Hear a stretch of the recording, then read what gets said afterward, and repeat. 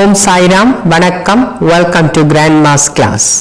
Unit 2 poem, Confessions of a Born Spectator from Standard 11, Samichir Kalvi.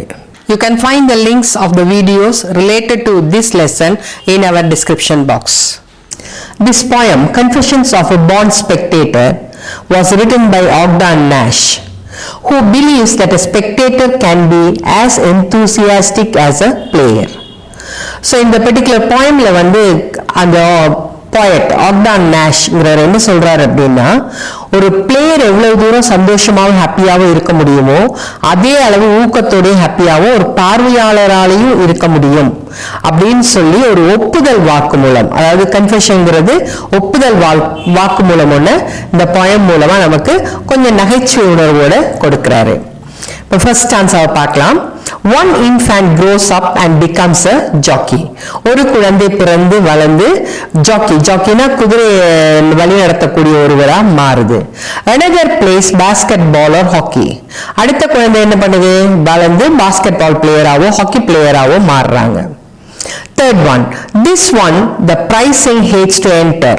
So இந்த குழந்தை என்ன, குஸ்தி விளையாடக்கூடிய ரிங் அதுக்குள்ள போறதையே வெறுக்கக்கூடிய ஒரு மனிதனா மாறுது. That one becomes a tackle or center. So இன்னொரு குழந்தை வளர்ந்து என்னவா மாறுறாங்கன்னா tackle or center, அதாவது ஒரு கிரவுண்ட்ல ஒரு கேம் விளையாடும் போது சென்டர் பிளேயரா சில பேர் இருப்பாங்க, கோல் கீப்பர், அந்த மாதிரியான வித்தியாசமான சிச்சுவேஷன்ல இருப்பாங்க. ஸோ அந்த மாதிரி ஏதோ ஒரு இடத்தை நோக்கி ஒரு குழந்தை போக முடியும். ஸோ ஒவ்வொரு குழந்தையும் வளர்ந்து பெரியவங்களாக அவங்களுக்கு தேவையான அல்லது பிடித்தமான ஏதோ ஒரு கேமுக்குள்ள போய் தங்களை வந்து ரொம்ப சந்தோஷப்படுத்திக்கிறாங்க. ஆனா நான் I am just glad as glad can be. ஆனா நான் வந்து ரொம்ப சந்தோஷமா இருக்கேன். சந்தோஷங்கிற ஒரு விஷயம் எவ்வளவு தூரம் சந்தோஷமா இருக்க முடியுமோ அவ்வளவு தூரம் சந்தோஷமா ஆஸ் எ ஸ்பெக்டர் பார்வையாளரா நான் இருக்கேன். That I am not them, that they are not me. நான் அவர்கள் இல்லை, அவர்கள் நானும் இல்லை. என்ன மாதிரி அவங்களாலேயும் இருக்க முடியாது, அவங்கள மாதிரி என்னாலையும் போய் ஒரு கேம்ல சேர்ந்து விளையாட முடியாது. Second stanza, with all my heart I do admire athletes who sweat for fun or hire, who take the field in gaudy pomp and name each other as a romp. My limp and baseful spirit feeds on other people's heroic deeds. With all my heart I do admire. So முழுமையாக with all my heart I do admire. நான் வந்து அந்த பிளேயரை வந்து ரொம்ப admire பண்றேன், அவங்கள பத்தி ரொம்ப பெருமையா நினைக்கிறேன். Athletes who sweat for fun or hire. So athletes, இந்த விளையாட்டு வீரர்கள் வந்து வியர்வை சிந்தி அவங்களுடைய விளையாட்டுகளில் ஈடுபடுறாங்க. அதுவும் எதுக்காக, ஃபன் அல்லது ஹயர். சில பேர் வந்து சந்தோஷத்துக்காக, மற்றவங்க சந்தோஷப்படுத்துறதுக்காக விளையாடுறாங்க. ஒரு சிலர் வந்து பணத்துக்காக, ஹயர், அவங்கள ஹயர் பண்ணி இருக்கிறதுனால விளையாடுறாங்க. who take the field in gaudy pomp, அதாவது அவங்க விளையாடுற இடத்தையே வந்து காடி பாம்ப், அதாவது ரொம்ப ஒரு செலிப்ரேட்டிங் பிளேஸா வித் ஷோயி ட்ரெஸ், அதாவது மற்றவங்களை கவரக்கூடிய ஆடைகளை அணிந்து அந்த மாதிரி ஒரு ஷோயி பிளேஸா மாத்துறாங்க. And main each other as they romp. இன்ஜர், மெயின் சொன்னா இன்ஜர்னு அர்த்தம், காயப்படுத்துதல். இந்த மாதிரி விளையாடும் போது ஒரு சில நேரங்களில் ஒருத்தர் காயப்படுத்த வேண்டிய நிர்பந்தமும் அவங்களுக்கு ஏற்படுது. ஒரு நாய்ஸி வேயா விளையாடுறாங்க.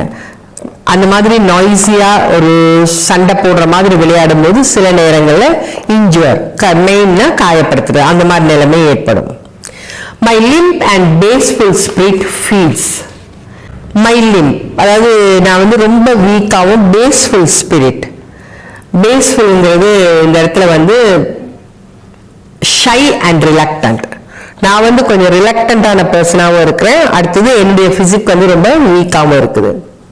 on other people's heroic deeds. So அடுத்தவங்க செய்யக்கூடிய ஒரு ஹீரோயிக் டீட்ஸ், அதாவது ஒரு என்ன சொல்ற ஒரு தலைமைத்துவமான காரியங்களை என்னால் செய்யக்கூடிய அளவுக்கு என்னுடைய பிசிக்கும் இல்லை. Now A runs 90 yards to score, B knocks the champion to the floor. So அடுத்த என்ன சொல்றாரு, ஒரு பர்டிகுலர் பர்சன் ரன்ஸ் 90 yards. யார்ட்ஸுங்கிறது ஒரு அளவுகோல். ஸோ கிட்டத்தட்ட அவ்வளவு தூரம் 90 யார் அளவு போய் தனக்கான ஸ்கோர் எடுக்க முயற்சி பண்றாரு. B knocks the champion to the floor. So பிங்கிற அடுத்த ஆள் என்ன பண்ணுது, ரொம்ப சிறப்பாக ஆடக்கூடிய ஒரு சாம்பியனையும் தட்டி தரையில விழுத்துறாங்க. கிராக்கிங் வெர்டிபரோ அண்ட் ஸ்பைன்ஸ், அதாவது இந்த அவங்களுடைய எலும்புகள் வந்து நொறுங்குற சத்தம் கேட்குற அளவுக்கு சில நேரம் ரஃபா விளையாடுறாங்க. வெர்டிபரோ அப்படிங்கிறது முதுகெலும்பு, ஸ்பைன்ஸ் மற்ற எலும்புகள். lashes his head across the line. steed அப்படிங்கிறது வந்து strong horse. ஸோ இந்த குதிரையோட என்ன பண்ணாங்க, அவங்களுடைய லேஷஸ் அதாவது விப் சவுக்குகளால் அந்த குதிரைகளை வந்து அடித்து வேகமாக ஓட வைக்கிறாங்க, அந்த லைனுக்குள்ளே ஓட வைக்கிறாங்க. ஸோ குதிரை ரேஸ் எல்லாம் பார்த்தீங்கன்னா அந்த மாதிரி குதிரையை விரட்டி அவங்க ஜெயிக்க வைப்பாங்க. You would think my ego it would please to swap position with one of these. நீ யோசிப்பீங்க, எனக்கு வந்து ஈகோ இருக்குது, அதனால இந்த மாதிரி என்னுடைய பொசிஷனை வந்து மாற்றிக்க நான் விரும்பலை அப்படின்னு, என்னுடைய ஈகோவின் நிமித்தம் நான் விரும்பலை அப்படின்னு நீங்கள் நினைப்பீங்க. அதாவது நான் ஒரு அத்லட்டாகவும் அவங்க ஒரு ஸ்பெக்டேட்டராகவும் மாறக்கூடிய ஒரு சூழ்நிலை இப்போ இல்லை, ஏன்னா அதுக்கு காரணம் என்ன ஈகோன்னு நீங்கள் நினைப்பீங்க. Well, ego it might he pleased enough, but jealous athletes play so rough. So ego, ஒருவேளை இந்த ஈகோ தான் என்னை ப்ளீஸ் பண்ணுற ஒரு விஷயமா இருக்கலாம் அப்படின்னு நீங்கள் நினைக்கலாம். But jealous athletes play so rough. Jealous ரொம்ப எந்தூசியாஸ்டிக்காக விளையாடுற வீரர்கள் வந்து ரொம்ப ரஃப்பாக விளையாடுறாங்க. They do not ever in their dealings consider one another's feelings. So அவங்க வந்து விளையாடும்போது மற்றவங்களுடைய உணர்வுகளை புரிஞ்சிட்டு அவங்க விளையாடுறது இல்லை, ஏன்னா அவங்க வந்து ஜெயிக்கணும் அப்படிங்கிற ஒரே நோக்கத்தோட ரொம்ப ரஃப்பாக அவங்களுடைய டீலிங்ஸை வச்சுக்கிறாங்க. அதாவது ஒரு பிளேயருக்கு இன்னொரு பிளேயருக்குமான தொடர்பில் வந்து எப்பவுமே ஒரு என்ன சொல்ற ஒரு இறக்கப்படக்கூடியமான ஒரு உணர்வுகள் இருக்கிறதே இல்லை, ஏன்னா அவங்க வந்து எப்பவும் ஜெயிக்கணுங்கிறதுனால மற்றவங்களுடைய உணர்வுகளை புரிஞ்சுக்காம அவங்க வந்து அவங்களுடைய வேலையே முக்கியத்துவமாக இருக்கிறாங்க. I am glad that when my struggle begins, twixt prudence and ego, prudence wins. But I am glad, நான் ரொம்ப சந்தோஷமா இருக்கிறேன். when my struggle begins, என்னுடைய மனசுக்குள்ள ஒரு போராட்டம். என்ன போராட்டம் இருக்குது, நம்ம போய் விளையாடலாமா அப்படிங்கிற ஒரு விஷயமும், ஸ்பெக்டேட்டரா நம்ம இருந்துக்கிறது நல்லதா அப்படிங்கிற ஒரு எண்ணம் வருது. எண்ணம் வரும்போது விளையாடணுங்கிற ஈகோ முன்னாடி நிற்குது. இல்லை, நம்மளுடைய பிசிக்கு நம்மளால விளையாட முடியாது, நம்ம வந்து பார்வையாளரைத்தான் இருக்க முடியும் அப்படிங்கிற உணர்வும் இருக்குது. ஆனா கடைசியில் யாரு வெல்றது, நம்ம பார்வையாளராக தான் இருக்கணுங்கிற நம்மளுடைய அறிவு தான் எனக்கு வெற்றியை கொடுக்குது. Thank you for watching this video. Like, share and subscribe to our Grandma's class. Om Sai Ram.